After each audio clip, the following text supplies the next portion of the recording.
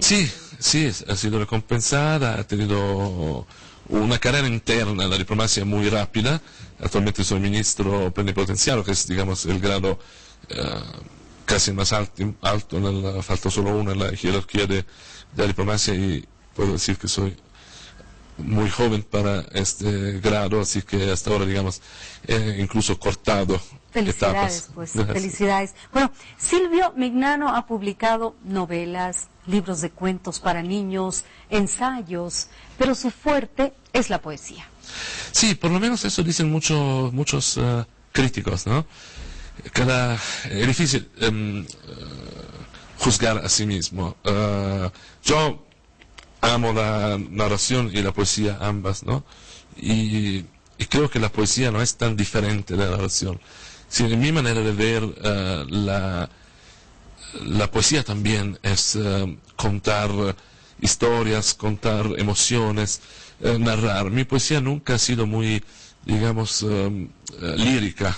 No ha sido una poesía de sentimientos fáciles, ¿sabes? Esa poesía... Es más bien muy rica, muy visual. Exacto. Su poesía. Me gusta contar algo también cuando escribo poesías. Probablemente lo que pasa en la poesía es que es donde la palabra es más importante. En la narración uno puede permitirse el lujo a veces de tener algunas caídas en el estilo. Si uno escribe una novela de 250 páginas, no necesariamente debe tener un nivel siempre alto, un poco como maratón y los 100 metros, ¿no? Los 100 metros tú te juegas en 10 segundos toda la competencia y debe mantener un nivel altísimo en cualquier instante.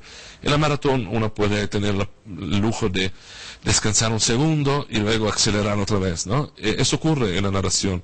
En la poesía no, el papel de la palabra es fundamental. Y yo creo que mi fuerte es igualmente el estilo, la calidad de la escritura. Y eso es posiblemente porque los críticos, sobre todo, se fijan en la poesía, lo cual no me molesta absolutamente. Bueno, y siempre reflexiona sobre la vida. Sí, es un diálogo constante, continuo conmigo. Yo soy una persona, te voy a decir algo quizá un poco personal, que no siempre digo. Se me ve muy social, incluso por mi trabajo, y un diplomático no puede no ser social. Y incluso fuera del trabajo, tengo muchas amistades, por ejemplo, en los sectores culturales, etcétera. Y sin embargo, la realidad que poco conocen es que soy bastante tímido, bastante introvertido. Que no parece, ¿verdad? Sí, intento vencerlo mucho. Es un esfuerzo que yo hago diariamente. Y entonces, en realidad me paso muchas horas hablando conmigo mismo, ¿no? Reflexionando sobre grandes temas de la vida, sobre incluso cosas autobiográficas que pero... Claro, luego... momentos quizás felices y tristes de la vida, pero de su propia vida. Sí, ¿no? correcto. Y que se deben quedar en su mente, en su retina, no se las olvida. Y si podemos recordar alguna de esas facetas de su vida, tanto tristes como felices. Sí, tristes por suerte no hay muchas. Debo agradecer realmente a Dios porque aunque como todo el mundo he tenido, quién sabe, la cosa más triste de mi vida es justamente haber perdido a mi padre muy joven yo, y en una etapa donde terminaba los estudios y estaba un poquito logrando todo lo que había soñado y que quién sabe había soñado mi papá más que yo. Yo todavía no había definido bien qué era mi vida y mi papá había ya entendido mi rumbo. Él sabía que yo iba a ser diplomático. Él me inscribió a la escuela de diplomacia y dijo, tú vas a ganar el concurso al primer intento. Yo dije, no, es duro, es difícil, no sé. Y el pobre murió antes que efectivamente yo lo ganara, ¿no? E incluso me dijo, tendrás tiempo a escribir libros, y no pudo ver que yo publiqué efectivamente libros. Y eso quizá es la tristeza más grande de mi vida. Es una tristeza muy común, no soy especial. Todas las personas, lamentablemente, un momento u otro pierden sus padres, eso es parte del destino de la vida. Es más duro al revés cuando un padre pierde un hijo, pero perder los padres es lamentablemente normal, ¿no? Es parte de la humanidad. Y luego otras tristezas, sí, menores, también melancolías. Por ejemplo,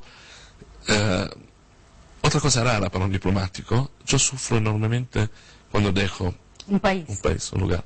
No he aprendido, un diplomático debe aprender a mantener una cierta distancia, como autodefensa, no porque desprecie el lugar, es una autodefensa porque sabe que debe dejar los países, y eso a mí nunca logré aprenderlo. Entonces tengo realmente una tristeza enorme. Mi días antes de cualquier salida, puedo decir no porque estoy aquí, la más dura fue con Bolivia. Yo sé, embajador. Y los últimos días son duros, son una melancolía interior que uno intenta esconder a los demás. Bueno, y es como los médicos con sus pacientes, sí, ¿no? Los médicos tienen que irse volviendo más fríos, claro, respecto a la enfermedad, pero se ve que usted es un hombre de sentimientos muy profundos, muy fuertes, por eso también lo demuestra así en su poesía. Bueno, de todos los poemas que ha recogido y traducido en la antología de la isla cubana, acerca de las memorias de Juanita Castro, sobre sus hermanos Fidel y Raúl, me llaman mucho la atención. ¿Qué nos puede contar? Que además que, lógicamente, ha sido diplomático en este país, ¿no? Sí, digamos, este último ha sido un trabajo, puedo decir, muy profesional, muy poco comprometido. Digamos, he simplemente hecho una traducción y he intentado mantener una cierta distancia, solo hacer un trabajo técnico, conociendo perfectamente los dos idiomas, español e italiano. Entonces estaba trabajando en ese periodo con una editorial que publicaba mis novelas, y entonces fue una suerte de ayuda que yo le di. Mientras que la ontología de poetas ha sido, junto con Danilo Manera, que es un gran experto de literatura cubana en Italia, somos muy amigos desde hace años. Allí ha sido, en cambio, un trabajo mucho más emotivo, porque no me limité a una traducción técnica. Incluso la poesía no puede ser traducida técnicamente. Traducir una poesía es casi escribir otra poesía, y realmente había un involucramiento sentimental mucho mayor. Había unos poetas increíbles, por ejemplo, Omar Pérez, que es un poeta de mi generación, que entonces era un poeta muy joven, éramos los dos más jóvenes, y tiene una voz profunda, de gran intensidad, y traducir sus poemas, que no eran nada fáciles, en la manera de escribirlos, fue un desafío duro, pero al mismo tiempo involucrarse en la literatura, en la cultura boliviana, cubana en este entonces. Y lo mismo se me ocurre cuando hago algunas traducciones de autores bolivianos.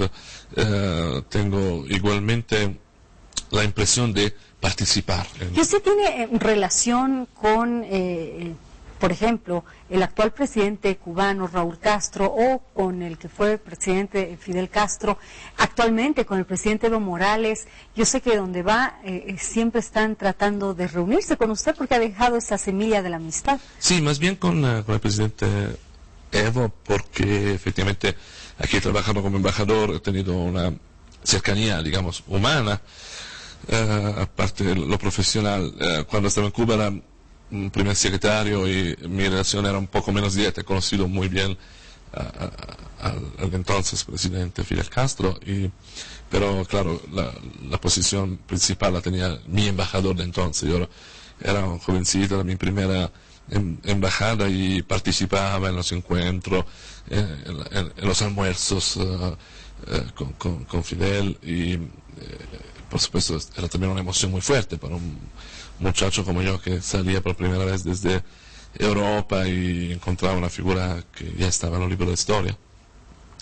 Con el presidente Morales fue diferente, porque yo era embajador y tenía una relación diaria mucho más intensa, y no voy, por supuesto, a hablar de ninguna manera de los aspectos políticos porque no me corresponde. Tengo mucho respeto en ese sentido a un nuevo embajador de Italia muy bueno, el embajador de Chiara, y él tiene ahora el trabajo aquí. Pero sí puedo hablar del aspecto humano, ¿no? Del claro. hecho que... Con el presidente Morales, por ejemplo, los temas son más de amistad, más de un consejo. Sí, entonces también muy profesionales, porque Italia era un país, pese a la crisis sigue también siéndolo, fundamental en la cooperación, y bueno, había muchas relaciones políticas en el marco de la Unión Europea. Acompañamos ese proceso muy importante de construcción de la nueva constitución, con todos los temas internos que no voy a tocar, que merecen respeto, y entonces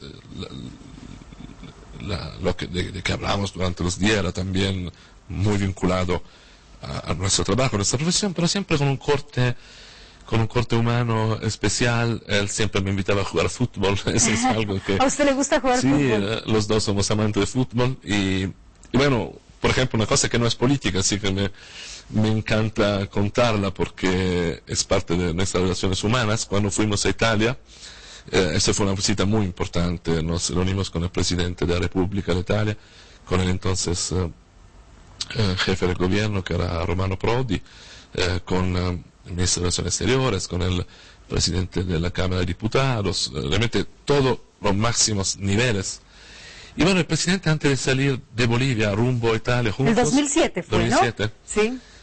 Me confesó un deseo que tenía y de hacer todo eso, porque es un presidente, es una persona que cuida mucho su profesión, eso es importante, pero algo personal, quería conocer a Francesco Totti, que es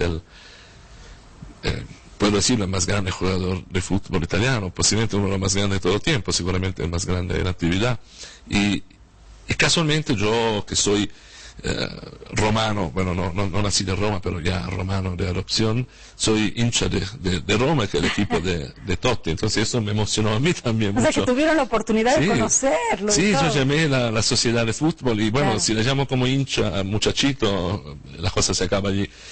¿Y qué hizo el presidente cuando lo vio?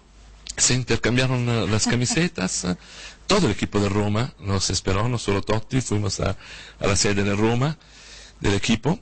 Y ellos también estaban muy emocionados porque de todas formas es un jefe de Estado que va visitando un equipo de fútbol y entonces era recíproca la emoción. Y se intercambiaron camiseta, habló con todo el equipo, con el entrenador y yo también estaba allí en la sede de mi equipo preferido y bueno, fue muy un momento, sí, un momento simpático. Bueno, hubiera sido ideal que nos visite también en nuestro país. Totti, no sé si el presidente Morales le hizo alguna invitación. Le hizo invitación, luego sabe, los equipos profesionales europeos tienen agendas impresionantes, pero quién sabe, no vamos a perder la posibilidad que venga. A ver, ojalá que tengamos una sorpresa más adelante. Oscarito, adelante, por favor. Y por supuesto, tenemos preguntas. Rosemary de la Paz dice, señor Miñano, usted que ha sido embajador y conoce de cerca la relación boliviano-italiana, ¿qué tan posible es la creación de un premio auspiciado por su país que incentive el talento boliviano? Bueno, puedo decir que eso ya se hizo, porque Italia fue auspiciador 2 veces del Premio Nacional de Novela. Yo mismo estuve un año en el jurado, otro año estuvo mi encargada cultural, Simona Di Noia, y ambos años Italia auspició el premio. Y fuimos auspiciadores 2 veces del CIART, y yo también estuve, como antes en la biografía se dijo, miembro del presidente del jurado, sí, de curadores de CIART. Entonces ya hubo esto. Y hay otras pequeñas cosas. Yo sé que también mi sucesor está cuidando este sector y hay un premio pequeño pero importante de arte plástico, Bice Bugatti, que se desarrolla con la ayuda del Martadero, que es una linda